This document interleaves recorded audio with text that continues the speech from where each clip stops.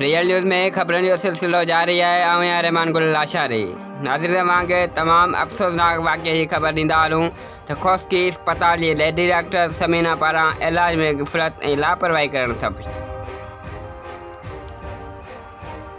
शादीलाल जे रवासी महबूब कपरी जी नौजवान घरवारी ऐं पुट डिलीवरी दौरान फौत। वारसनि पारां डॉक्टराणी खिलाफ़ कानूनी कार्रवाई जो मुतालबो। जी बिल्कुल ही अफ़सोसनाक वाक़ियो पेश आयो है।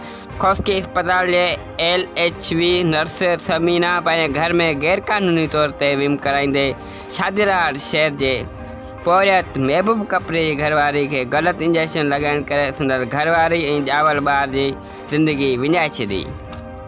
जॾहिं वारसनि पारां इहो बि मुतालबो कयो वियो आहे त इलाज में लापरवाही कंदड़ नर्स ख़िलाफ़ कानूनी कार्रवाई करे इंसाफ़ कयो वञे। ज़रियनि मां इहो मालूम थियो आहे त समीना नर्स अॻु में बि पंहिंजे ई घर में वीम कराईंदे मुख़्तलिफ़ वक़्तनि ते 5 खां वधीक औरतुनि जूं ज़िंदगियूं विञाए चुकी आहे, पर DHO बददीन या हेल्थ कमीशन जे ऑफिसरनि ते चूंब नथी सुरे।